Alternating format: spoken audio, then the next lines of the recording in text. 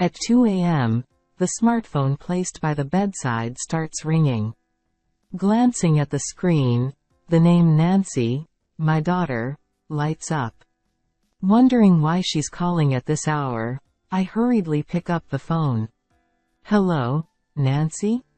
However, the caller turns out to be my granddaughter Amy, not my daughter Nancy.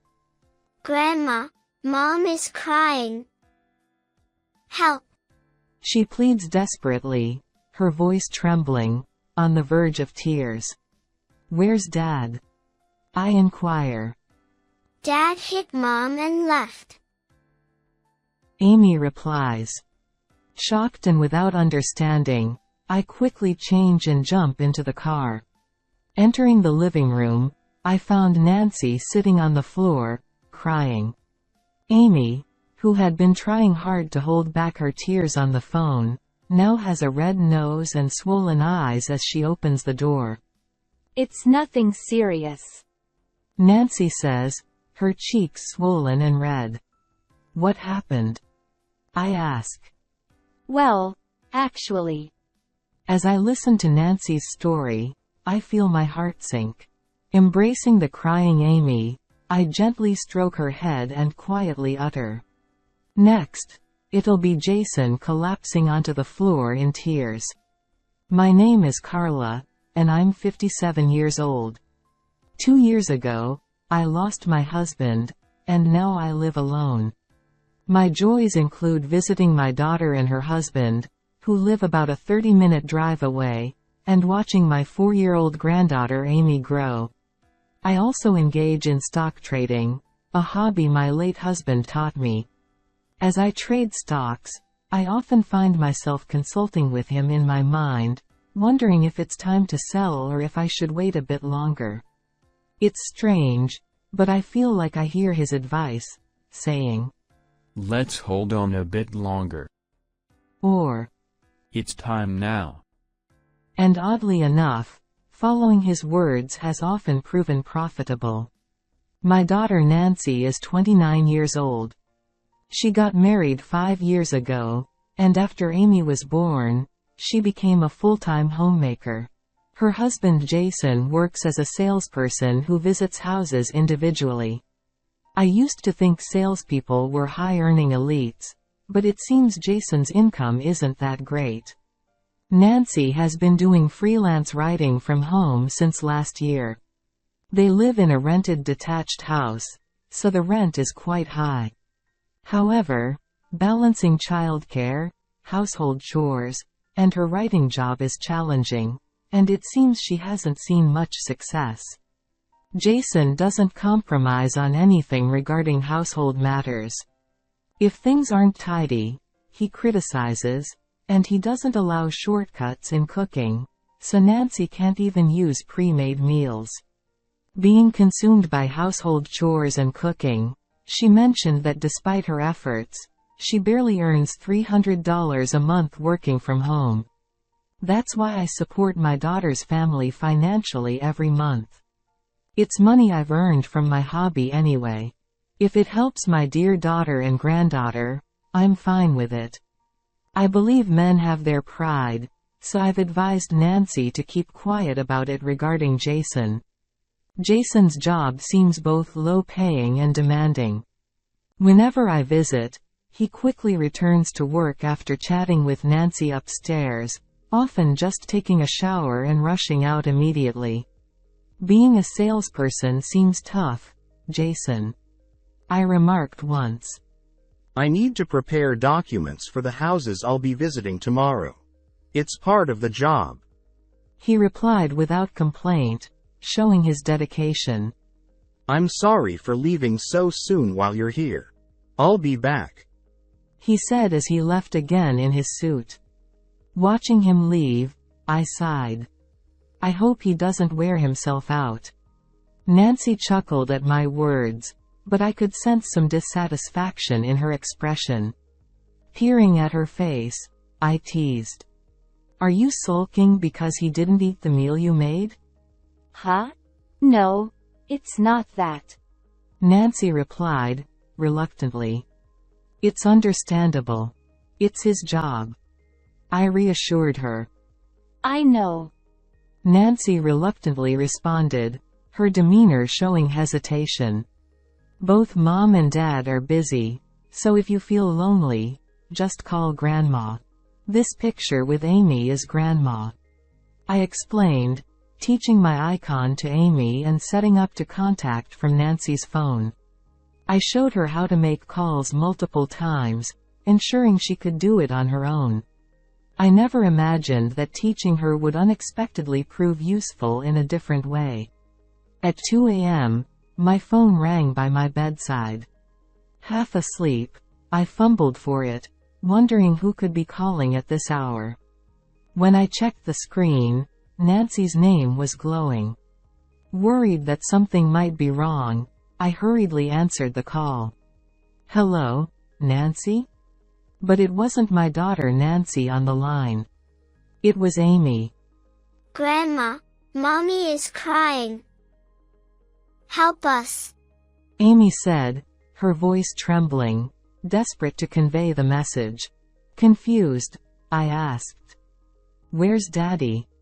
Amy replied, Daddy hit Mommy and left. What? I thought I misheard. He hit her? Daddy hit Mommy? Amy confirmed. Can I talk to Mommy? No, Mom, no matter what I say, she won't respond. I hurriedly changed and jumped into the car. When I arrived home and pressed the intercom, Amy opened the front door for me. Amy, who had been desperately holding back her tears on the phone, now had a red nose and eyes from crying. I'm sure she was extremely anxious during the 30 minutes before I arrived. Where's Mom? Over there. I patted Amy's head, indicating the living room, and took off my shoes. As I walked down the hallway, Amy followed me, sobbing. In the living room, Nancy was sitting on the floor, crying. Her disheveled hair, covering her face with one hand as she cried, made me and Amy both uneasy. Nancy, what happened? I shook her shoulders forcefully, and Nancy looked up, startled. Mom? She muttered in a bewildered tone, not understanding why I was there. Where did he hit you? Show me. I unwrapped Nancy's hand. The area she had been covering was red and swollen. Nancy gasped, and covered it again with her hand. It was just a slap, nothing serious. Her voice trembled as she said so. I couldn't believe it was nothing serious. Even if it was a marital dispute, I couldn't believe he would hit her so hard. What happened? I dabbed Nancy's cheek with a wet towel.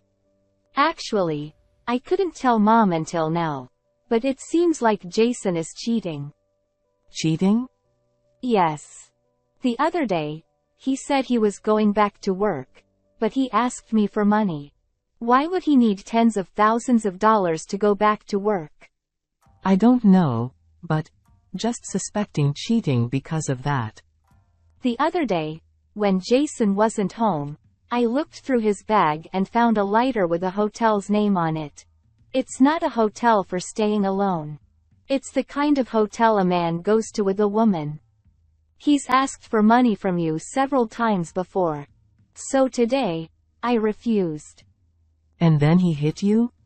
Yes. But he even tried to hit Amy, who was trying to stop him. I desperately intervened, and in the end, he took money from my wallet and left. Listening to Nancy's story, I felt my heart chilling.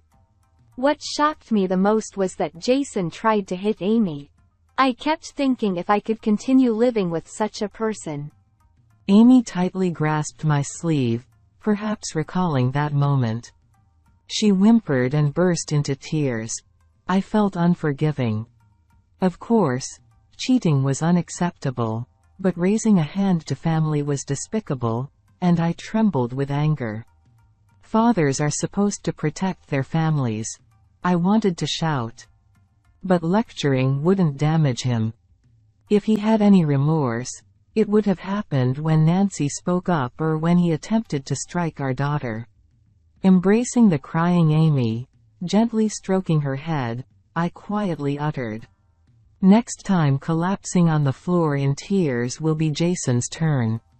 Huh? I smiled and nodded reassuringly at Nancy's anxious gaze. "Just live with Jason a little longer. It'll be okay. I'll live with you too," I added and continued. "We'll buy a voice recorder to record all conversations with Jason." But if he demands money, he might hit Amy again. "Record it when he demands money too. You can give him the money, that's fine. Keep Amy always with me. I'm worried about you, but we also need evidence," I explained. As long as Amy is safe, I'll be okay," nodded Nancy with a mother's resolve, and I captured her face with my smartphone. "Even your swollen cheek will be evidence." The next day, I barged into Nancy's house with my belongings in tow. "It seems Nancy isn't feeling well. I'll stay with you for a while to take care of the house and Amy," I stated. Jason was taken aback by my sudden visit, wearing an apologetic expression. "Oh, you really shouldn't be inconvenienced. I'll help with the house and Amy." His amiability was fitting for a salesman, indeed. "Amy tends to run around, and it would be exhausting for you." His concern for me truly made him seem kind-hearted. "That's all right. What worries me more is whether Jason will be satisfied with the lunchbox I make. It's a secret from Nancy, but if you aren't full, you can buy something with this," I whispered as I discreetly handed Jason $200. "Oh, I feel really bad about this." Scratching his head, Jason pocketed the money despite his words. With this, he couldn't oppose my decision to stay here anymore. From that day on, I made sure to spend all my time with Amy whenever Jason returned home, even joining her in the bath. While being cautious not to let Amy overheat, I made sure we stayed in the bath for at least an hour. This was to allow Jason to talk to Nancy without being wary of my presence.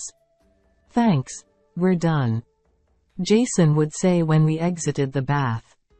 "Well, I guess it's my turn now," he'd say with a smile. "Take your time," I'd reply. While appearing friendly with Jason on the surface, as soon as he entered the bathroom, I turned to Nancy for confirmation. "Did he say anything?" I asked. He did. He seemed puzzled because Mom suddenly decided to live with us. Nancy replied with a chuckle. When he asked if I had said anything, I told him about yesterday when he hit me. He went silent, so I said, "Surely I can't say that." "And, what did he say?" Then he threatened, "Shut up, or I'll hit you again." He dug his own grave without realizing he was being recorded. Seeing Nancy laugh eased my worries. She seemed like a different person from the one I saw last night. I hoped that my presence would be a source of encouragement. We nodded in agreement, knowing we had taken the first step. On the evening of the next day, while Jason was taking a bath, what we did was to check his line messages. It was to find out if he was cheating, but to our dismay, Jason seemed to have relationships with multiple people. Even with children, how could he do this? Nancy muttered, disgust evident in her voice. With so many women he was cheating with, no amount of money would ever be enough. "Wanna meet up? Let's go to that hotel again. Yesterday was amazing." These were the messages included in the chat. Slowly scrolling, we recorded Jason's phone along with the conversation. Wait a minute. Does this mean? Nancy paused, staring at the screen intently. The chat contained these words. "Next week, come over to my place again, Mr. Salesman." With last week's date. Ending with a heart emoji, Nancy frowned in discomfort. He even got involved with clients?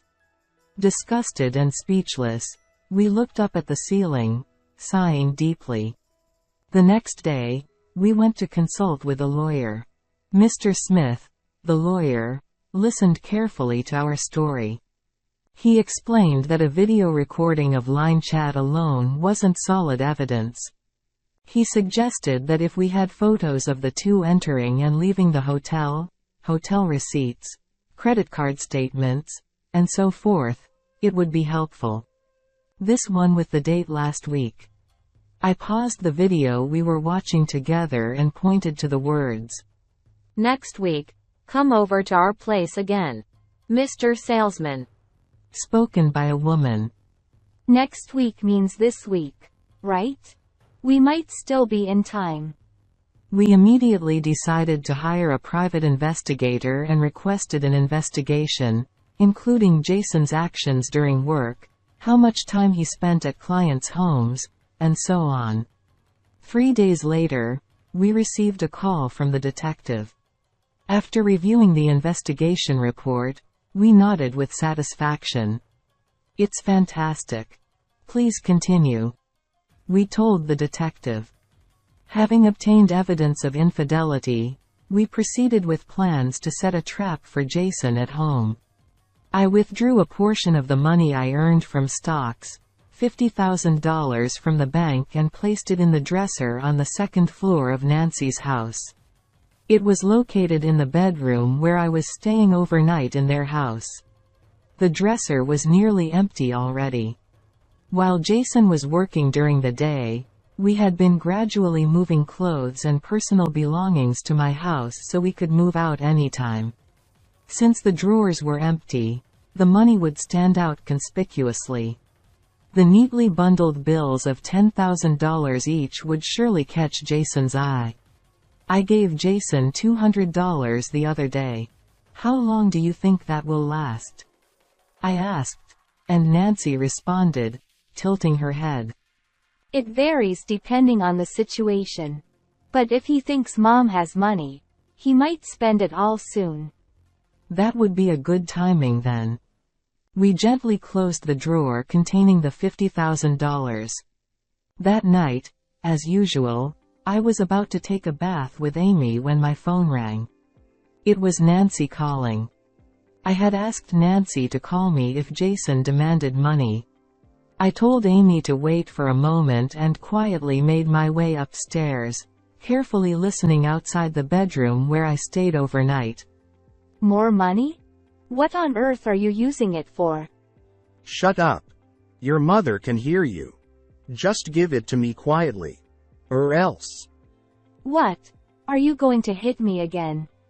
If you don't want to get hit, give me the money quickly. What's taking so long? Nancy sighed and I heard the drawer opening. Here, $500. What's wrong with you? Giving me such a big amount. As I heard the sound of the drawer closing, I slid open the sliding door. Sorry, Nancy, Jason. I was going to take a bath but suddenly felt dizzy. Can I lay down for a bit? Huh? Are you okay, Mom? Nancy immediately prepared the bed, and I lay down. Even Jason, with no room for a polite smile, muttered something and left the room. When I heard Jason leaving from the front door a while later, I got up from the bed. We need to hurry. We left Nancy's house with the money from the dresser and our belongings packed. The next day, Jason received a call from lawyer Smith.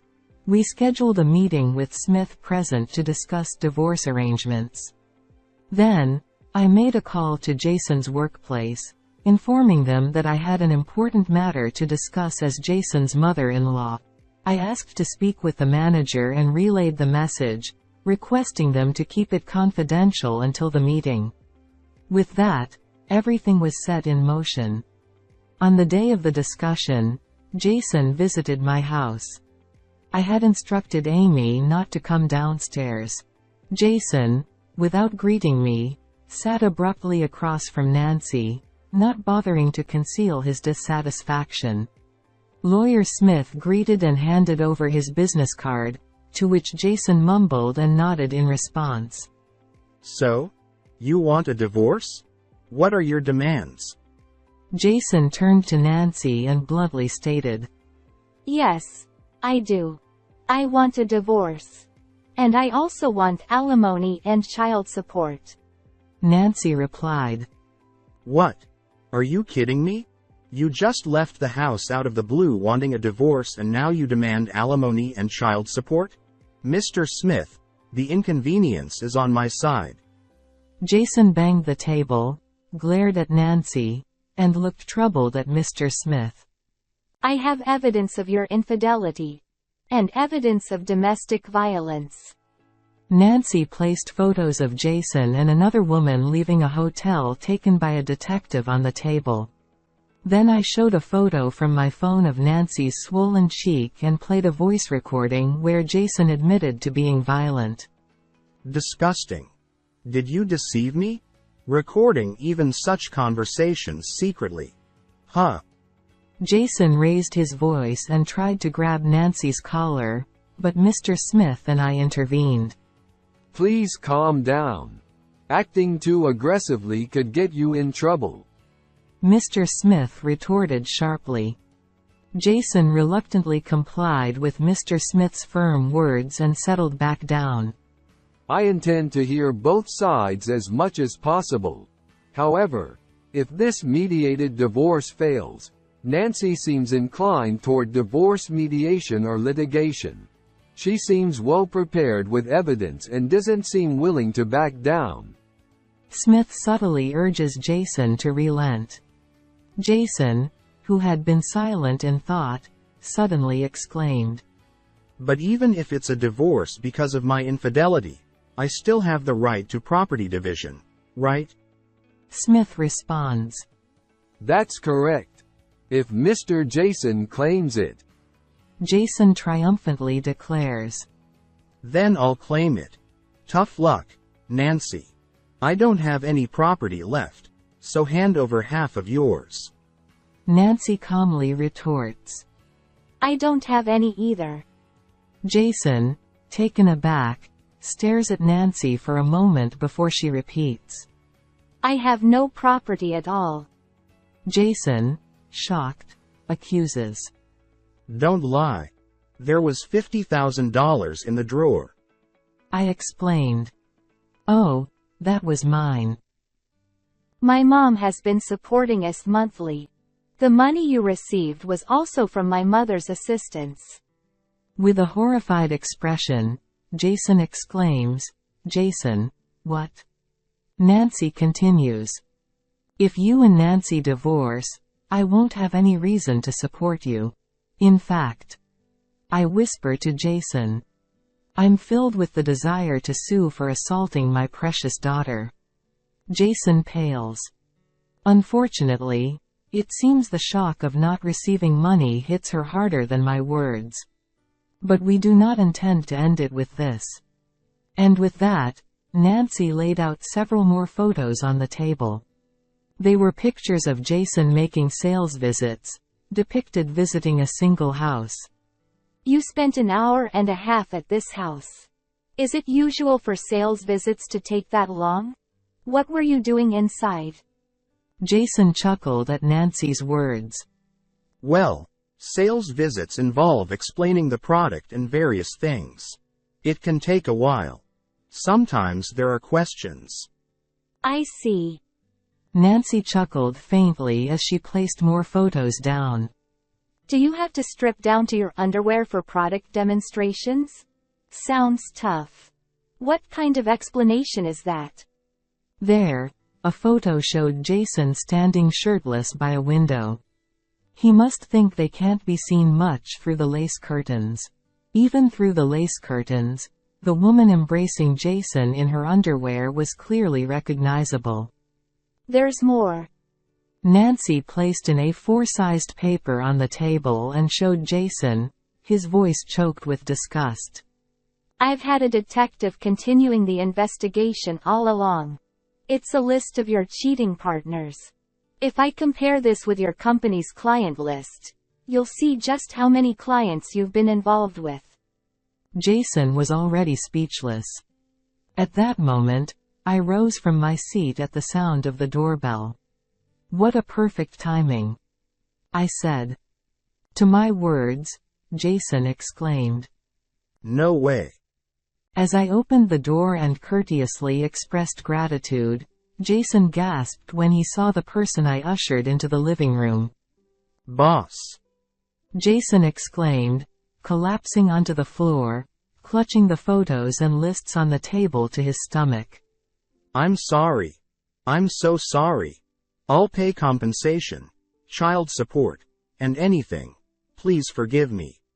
Jason pleaded. Nancy and I exchanged glances and sighed. How unfortunate, I said. You're too late. We've already prepared duplicates of everything, Nancy added. We placed the photos and lists in front of the boss. As the boss looked through them in disbelief, Jason's cries echoed through the room. Naturally, Jason was fired. Furthermore, he's being sued by the company and by the husbands of his clients. Apparently, the clients' wives turned them back on him. I was tempted. I was coerced. And made Jason the sole villain. It's his own fault, I believe. Of course, Nancy shows no mercy. She's demanding compensation and child support through Mr. Smith. Unable to pay everything he has been owed and even his rent, Jason was evicted from his home. Come to think of it, Nancy mentioned seeing him doing road work, a job he's not used to. He looked like he was about to cry as he was yelled at by younger colleagues. As for us, we are happily living together in my house, the three of us. Nancy has started working outside the home. While I take care of Amy, I don't feel any burden at all. On the contrary, every day feels fulfilling. Even though we live together, Amy still occasionally calls from Nancy's phone. I love you, Grandma. Hearing her lively voice fills me with happiness.